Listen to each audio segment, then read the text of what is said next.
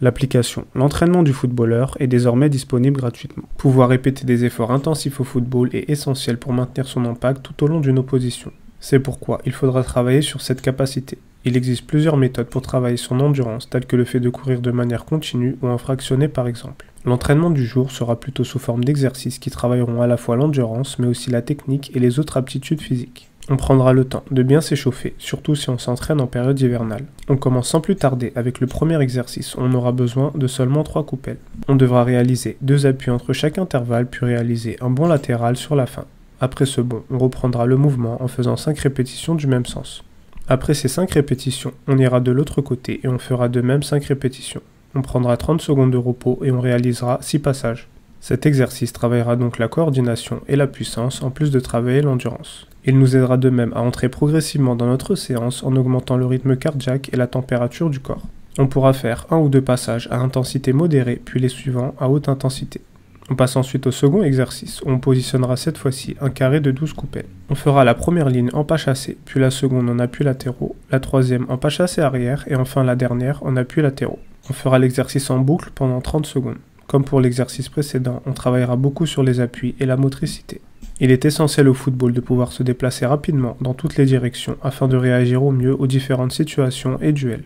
Après avoir réalisé 30 secondes de travail sur cet exercice, on prendra 30 secondes de repos et on réalisera 10 passages au total. On pourra utiliser un minuteur afin de rester concentré sur son exercice et garder l'intensité tout au long du temps de travail. Si notre condition n'est pas encore optimale, on pourra prendre jusqu'à 1 minute de repos. On enchaîne avec le troisième exercice, on aura besoin cette fois-ci d'environ 20 mètres. On positionnera 4 coupelles au total, soit une tous les 5 mètres environ. La consigne ici sera d'accélérer en conduite de balle et de bloquer le ballon sur le premier palier. On reviendra en courant et on touchera la ligne avec son pied. On reprendra le ballon en conduite pour de nouveau stopper le ballon sur le palier suivant. Une fois que le ballon sera au dernier palier et qu'on aura touché la ligne, on devra le conduire jusqu'au départ. Tout cela constituera donc un passage. On prendra après ça 30 secondes de repos et on pourra réaliser 6 passages. On a ici un exercice avec un peu plus de distance parcourue. On mélange des courses avec et sans ballon comme ce qu'on peut retrouver en match. On devra faire preuve de lucidité et de justesse malgré la fatigue. On passe ensuite au quatrième exercice de la séance, on positionnera 6 coupelles sous forme de zigzag. On commencera par réaliser l'aller en pas chassé en faisant bien passer ses 2 pieds à l'extérieur des coupelles. Une fois arrivé au bout, on fera le retour en conduite de balle puis de nouveau l'aller afin de stopper le ballon au départ de l'exercice. De la même façon, pour le slalom, on devra passer à chaque fois à l'extérieur. On a donc ici un exercice qui mélange un mouvement sans et un mouvement avec ballon, le but étant d'être rapide et précis sur ces derniers. Les déplacements latéraux sont fréquents en match ainsi que les changements de direction avec le ballon au pied. On travaille donc sur ces aspects en faisant en sorte de travailler aussi son endurance. Après un passage, on prendra aussi 30 secondes de repos et on pourra aller jusqu'à 8 passages sur l'exercice. On passe ensuite au cinquième exercice où on positionnera 2 lignes de 6 coupelles avec 5 mètres d'intervalle entre les deux.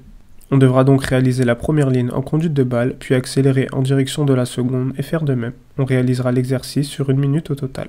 On sera toujours dans la répétition des efforts, mais essentiellement avec le ballon au pied.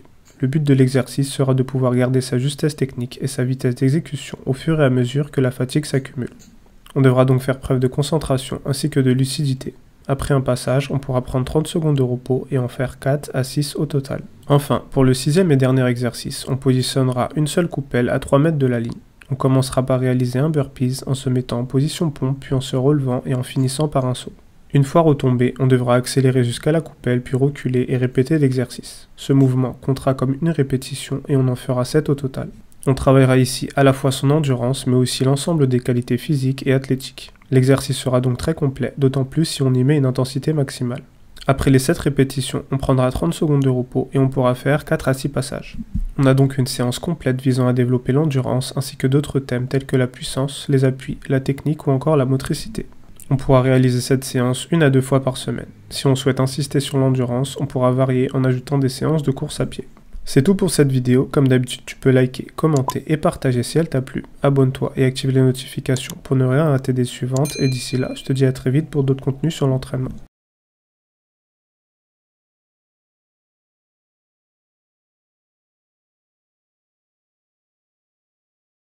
Donc voilà, je recommande ce livre pour les footballeurs. Karim Tarwat, un ancien frère.